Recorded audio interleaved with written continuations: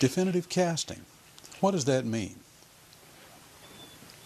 As we advance our dog's abilities to cast literally instead of merely going straight back or straight over as we drill them to do in T-work, we start to establish real communication with them. Now we aren't merely manipulating them to cause them to get back on course for a fall. We're communicating a specific direction from where they are to where we both want them to be, the fall.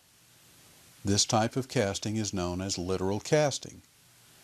In this course, we will deepen the literal casting skills, defining casts in the presence of significant distraction.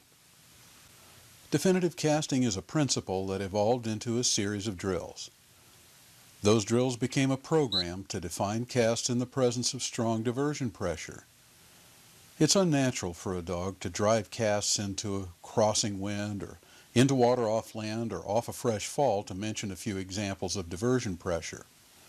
This program is designed to literally change the way your dog feels about casting in this type of situation by defining his casts under drill circumstances that provide an unusually high degree of distraction.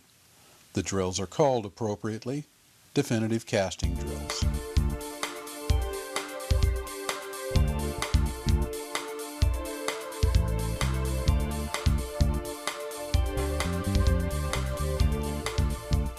When you give the command to cast, it's an action command.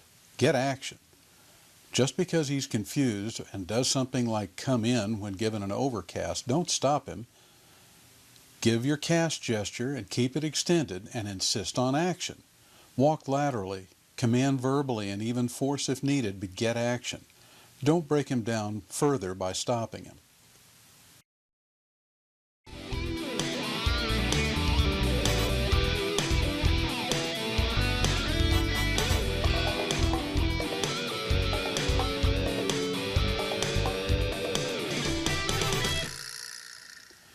One unique aspect of Drill 1 is that there are no straight overs. The other unique feature is that there are 4 cast points or apexes. In Drill 1, a cast pile is set about 30 to 40 yards off center line, and you will mark cast points at 20, 40, 60, and 80 yards. When the drill is run, a mark will be thrown at 100 yards as shown.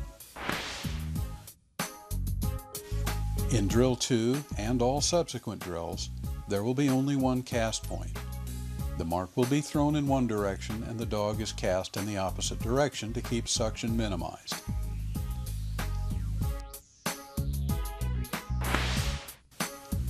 In Drill 3, suction is slightly increased by having the mark thrown in the same direction that the cast is given. Perceptually, closing proximity between the two, thus providing a little more diversion pressure to elevate skill.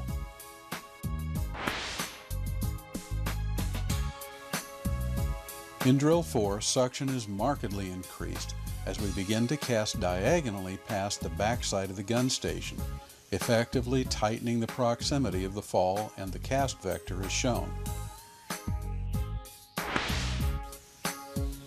In Drill 5, we increase the suction factor even more by casting the dog diagonally past the fall, producing even more diversion pressure to elevate the dog's conviction to define his cast even more. In Drill 6, we check out the skill we've built by running a delayed poison bird blind. The dog is sent on a cold blind with the gun station hidden from his sight. While he is en route to the blind, a bird is launched or thrown, and no sit whistle is given until the bird is on the ground.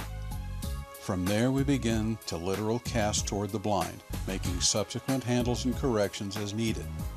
This is a very high degree of skill.